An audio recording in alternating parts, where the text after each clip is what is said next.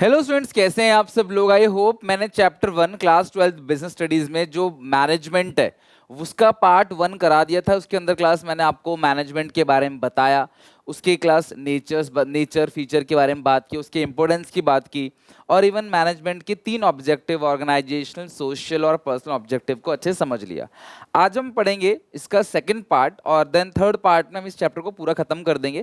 देखिए यार, सिर्फ 12 चैप्टर है, तो आप कोशिश करो एटलीस्ट एक हफ्ते में एक चैप्टर जरूर अच्छे से लर्न करो, सो दैट 3 महीने के अंदर आपका पूरा का पूरा अच्छे से 0 to 10 बिजनेस स्टडीज आराम से खत्म हो जाएगा।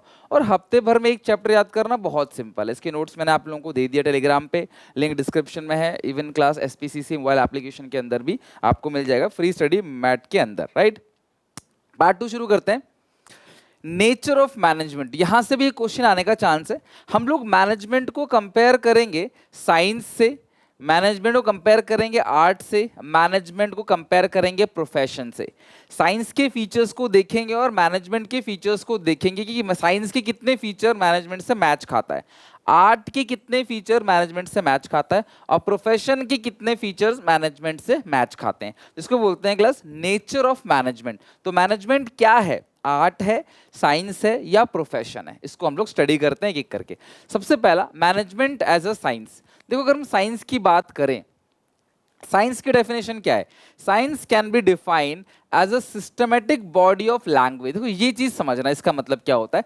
सिस्टमेटिक बॉडी ऑफ लैंग्वेज का मतलब क्या है? सिस्टमेटिक तरीके से आपको स्टडी मटेरियल को पढ़ना पड़ता है। ठीक है, सिस्टमेटिक बॉडी ऑफ नॉलेज का मतलब है सिस्टमेटिक तरीके से किताबें होती हैं, स्टडी मटेरियल होता है, वो आपको पढ़ना पड़ता है। साइंस में बिल्कुल पढ़ना पड़ता है। क्या बिना पढ़े लिखे साइंस हो सकती है? नहीं, तो वे पढ़ना पड़ता है। बेस्ड ऑन फैक्ट, जिसकी क्लास साइंस हमेशा फैक्ट की बात करता है। मेन फीचर ऑफ साइंस आ रहा है एज फॉलो।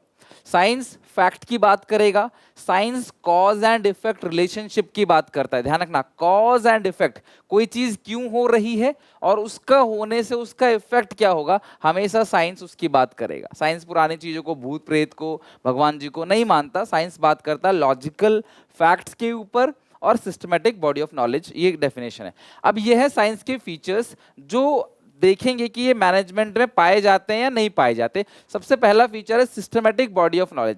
साइंस के अंदर प्रॉपर स्टडी मटेरियल होता है।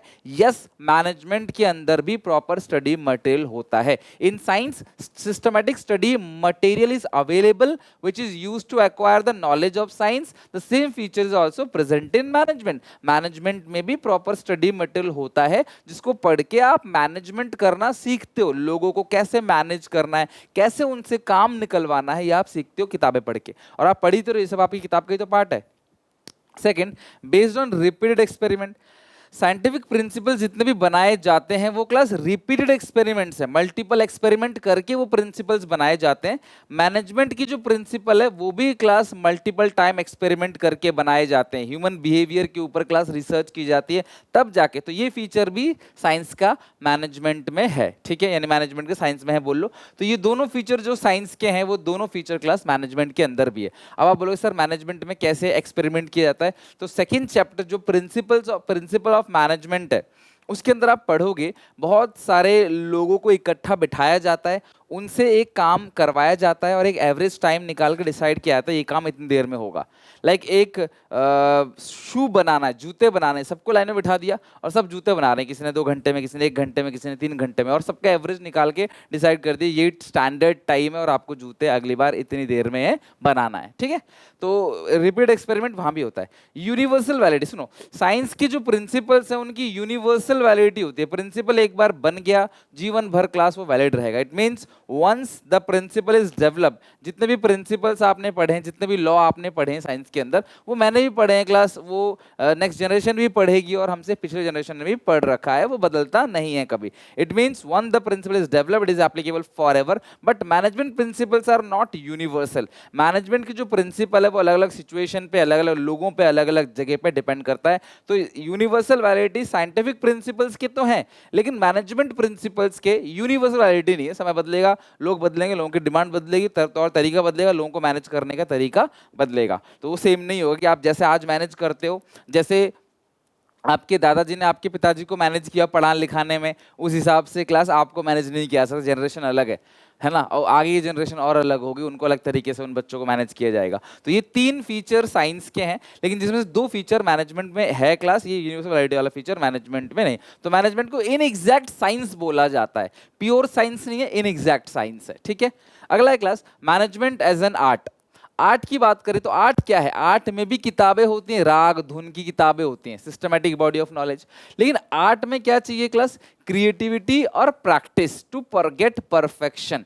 किसी भी आर्ट में, किसी भी कला में अगर आपको परफेक्ट होना है तो क्रिएटिविटी और प्रैक्टिस बहुत जरूरी है। ठीक है, आर्ट के फीचर कौन कौन से हैं? सिस्टमैटिक बॉडी ऑफ नॉलेज, यानी आर्ट्स के अंदर भी प्रॉपर स्टडी मटेरियल अवेलेबल होता है, मैनेजमेंट में भी होता है, तो ये फीचर मैनेजमेंट में इंक्लूड है। पर्सनलाइज एप्लीकेशन, आर्ट के अंदर क्लास थियोरेटिकल नॉलेज इनफ नहीं है। आर्ट के अंदर क्लास आपको कुछ ना कुछ अपनी तरफ से खुद की स्किल्स, खुद की क्रिएटिविटी को भी अप्लाई करना पड़ेगा। कोई सिंगर है, ये नहीं पुराने गाने ही गा रहा है, खुद भी कुछ लिख के गाना पड़ेगा, कुछ डिफरेंट करना पड़ेगा। लोग मिमिक्री करते हैं, या फिर लोग क्लास आजकल रोस्ट करते हैं, या कुछ नई चीजें कर रहे हैं क्लास, वो अपने तरीके से कोई पुराना गाना है उसको क्लास रिमिक्स करते हैं, या क्लास रीट्यून करते हैं उसको। तो कुछ ना कुछ आपको पर्सनलाइज स्किल्स लगानी पड़ेगी, और मैनेजमेंट में भी ऐसा ही है। लोगों के हिसाब से क्लास आपको पर्सनलाइज एप्लीकेशन, यानी खुद की तरफ से क्लास कुछ ऐड ऑन करना पड़ेगा। तो ये फीचर मैनेजमेंट में भी है, right. Based on practice and creativity, देखो क्लास जो आर्ट है वो प्रैक्टिस और क्रिएटिविटी पे डिपेंड करता है। मैनेजमेंट के अंदर भी सेम फीचर प्रेजेंट है, मैनेजमेंट भी प्रैक्टिस क्रिएटिविटी पे डिपेंड करता है। Artist has to do regular practice to become perfect, as we all know art is only interesting when it makes some creativity. Similarly in management is required practice and creativity, so this features also present in management. तो art का ये जो feature है, तीनों के तीनों feature, सबसे पहला systematic body of knowledge, personalise application, practice on creativity पे बेस्ड है। तीनों फीचर जो आर्ट के हैं वो मैनेजमेंट के अंदर इंक्लूड है, और बहुत सिंपल लैंग्वेज है। आप चाहो तो इनको अपने नोट्स बना के एग्जामिनेशन में लिख के आ सकते हो, आपको पूरे नंबर मिलेंगे। हमारे कई स्टूडेंट्स ऐसे हैं जो क्लास लास्ट लगभग 12 ईयर से पढ़ा रहा हूँ, तो 100 में से 100 अकाउंटिंग को BST, तीनों में 100 में 100 बहुत बच्चे लेके आ चुके हैं। तो वो सब यही नोट्स फॉलो करके लाए हैं, तो आप इन पे ट्रस्ट कर सकते हो, और ये फ्री है, कोई पेड नहीं है, बिकॉज बहुत सिंपल भाषा में मैंने इनको लिखा हुआ है। अच्छा, मैनेजमेंट एज अ प्रोफेशन, अगर मैं प्रोफेशन की बात करूं, लाइक डॉक्टर्स, टीचर्स, एडवोकेट, है ना, जो प्रोफेशनल्स हैं, माहिर है अपने काम में, तो प्रोफेशनल के अंदर भी क्या होता है class? Specialised body of knowledge होती है, ट्रेनिंग होती है, और एंट्री रेस्ट्रिक्टेड है। कोई भी इसके अंदर इजीली एंट्री नहीं कर पाएगा। भैया प्रोफेशन के लिए ध्यान रखना, आपको मैं एक कीवर्ड बता रहा हूं, एग्जाम पास करना पड़ेगा तभी आपको एंट्री मिलेगी। ये है class profession. Main features of profession are as follow. सबसे पहला सिस्टमैटिक बॉडी ऑफ नॉलेज, इसमें भी आपको स्टडी मैट चाहिए। कोई भी प्रोफेशन हो, डॉक्टर हो क्लास, ठीक है, कोई चार्ट अकाउंटेंट हो, है ना, उसको पढ़ना पड़ेगा। भैया मैनेजमेंट में भी सिस्टमैटिक बॉडी ऑफ नॉलेज, उसमें पढ़ना पड़ेगा। Restricted entry, without a professional degree no one can enter into profession. Example, जब तक आप सीए का एग्जाम पास नहीं करोगे, आप किसी भी कीमत में सीए नहीं कहलाओगे, भले ही आपको ऑडिट करना आता हो, टैक्स कंप्लायंस आपको पता हो, है ना, लेकिन आप सीए नहीं हो जब तक आप पेपर पास नहीं करोगे। आप कितने ही ऑपरेशन करना जानते हो, लेकिन जब तक डॉक्टर के एग्जाम पास नहीं करोगे, आप डॉक्टर नहीं हो। तो प्रोफेशन में एंट्री बैरियर जो कि मैनेजमेंट के अंदर नहीं है, ठीक है। अगला है क्लास सर्विस मोटिव। प्रोफेशन का सर्विस मोटिव होता है क्लाइंट की सेवा करना, भी मैनेजमेंट में पैसा कमाना, प्रॉफिट मेकिंग ऑब्जेक्टिव होता है। अगला है presence of professional association. Profession जो है किसी एसोसिएशन से जुड़ा रहता है हमेशा। जैसे CA, her CA institute of chartered accountant of India से हमेशा जुड़ा रहेगा। आईसीएआई के पास आपका पूरा रिकॉर्ड होगा, वही आपको मेंबरशिप नंबर देगा। तो आपको जुड़ के ही काम करना पड़ेगा, इंडिविजुअल अलग काम नहीं कर सकते, कर सकते हो लेकिन आपको जुड़े रहना पड़ेगा प्रोफेशन से, ये मस्ट है। लेकिन मैनेजमेंट में ऐसा कुछ नहीं है। Every professionals have to get registered with his association before practising that profession. Example, doctors के लिए मेडिकल काउंसिल ऑफ इंडिया है, लॉयर्स के लिए बार काउंसिल ऑफ इंडिया है, सीए है, आईसीएआई से जुड़े रहते हैं। बट मैनेजमेंट में ऐसा कुछ भी नहीं है। मैनेजमेंट का कोई भी क्लास, ऑल इंडिया मैनेजमेंट का ऐसा कोई एसोसिएशन नहीं जहाँ से मैनेजर को जुड़ के ही रहना पड़ेगा, काम करना पड़ेगा, ना ही एग्जाम पास करना, ही सर्विस मोटिव है। तो देखा जाए तो प्रोफेशन का सिर्फ ये फीचर इंक्लूड है, बाकी कोई भी फीचर क्लास मैनेजमेंट में इंक्लूड नहीं है। बट आर्ट के तीनों फीचर मैनेजमेंट में इंक्लूड है, इसीलिए मैनेजमेंट को प्योर आर्ट कहा जाता है, इन एग्जैक्ट साइंस कहा जाता है, या बोथ आर्ट एंड साइंस कहा जाता है। ध्यान रखना, मैनेजमेंट क्या है? प्योर आर्ट है, या इन एग्जैक्ट साइंस है, या बोथ आर्ट एंड साइंस है, ये आप ध्यान रखना, ठीक है। चलो अब बात करते हैं लेवल्स ऑफ मैनेजमेंट। बेटा मैनेजमेंट की 3 लेवल है, टॉप लेवल, मिडिल लेवल और लोअर लेवल। टॉप लेवल ध्यान रखना। अच्छा, अथॉरिटी का मतलब क्या होता है? पावर। सीधी सी बात है, अथॉरिटी का मतलब होता है पावर टू टेक डिसीजन। अगर क्लास मैं आपसे कोई काम करवाऊंगा तो भैया आपको पावर, काम जो तुमसे करवा रहा हूं वो तुम्हारी रिस्पॉन्सिबिलिटी है करने की, लेकिन उस काम को करने के लिए मुझे तुम्हें पावर देना पड़ेगा। This is called class authority, यानी कि पावर। अगर मैं पावर नहीं दूंगा तुम काम कर ही नहीं पाओगे। तुमको सामान बेचना है, डिस्काउंट देने का पावर तुम्हारे हाथ में नहीं रखूंगा तो तुम सामान बेच ही नहीं पाओगे। मैं बोलूंगा तुम्हारी मर्जी, तुम डिस्काउंट दे देना जितना दे सकते हो, 50-60% एक लिमिट लगा दूंगा, यहाँ तक तुम ग्राहक देख के अपने हिसाब से डिस्काउंट दे देना। तो मैंने तुमको पावर दे दिया, तो तुम बात करोगे ग्राहक से, लग रहा है कि ये ग्राहक नहीं फंसने वाला है या फिर नहीं लेने वाला सामान, तो भैया आप उसे डिस्काउंट चिपकाओगे। ठीक है, तो वो हो क्लास अथॉरिटी, जो कि क्लास आपका ऊपर से नीचे आता है, ऊपर वाला नीचे देगा। और जो अकाउंटेबिलिटी है, जवाबदेही, answerable for non accomplishment of task. Accountability का मतलब लिख लो, answerable for non accomplishment of task. Task पूरा नहीं हुआ तो कौन जवाब देगा? वो नीचे वाला हमेशा ऊपर वाले को जवाब देगा, नीचे वाला ऊपर वाले को हमेशा क्लास जवाब देगा। ठीक है। अच्छा, टॉप लेवल मैनेजमेंट के अंदर कौन कौन आता है? BODs, chairman, general manager, president, vice president, CEO, CFO and chief operating officer. Chief executive officer, chief financial officer, chief operating officer, इनको बोलते हैं class top level management.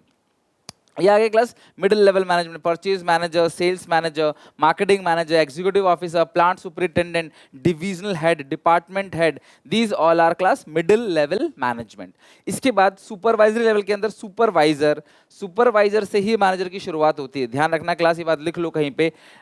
Supervisor, ये जो लाइन है सुपरवाइजरी लेवल है, इसको फर्स्ट लाइन मैनेजर बोला जाता है। क्या बोला जाता है class? First line manager, foreman, section officer. Plant superintendent middle हो गया, खाली सुपरिटेंडेंट जो हो गया वो सुपरवाइजरी लेवल हो। क्लर्क, सब डिपार्टमेंट एग्जीक्यूटिव, ये क्लास आपका फर्स्ट लाइन मैनेजर या लोअर लेवल मैनेजर होते हैं, जो कि डायरेक्टली वर्कर से कांटेक्ट करते हैं। इसके नीचे क्लास क्या आता है? Class worker.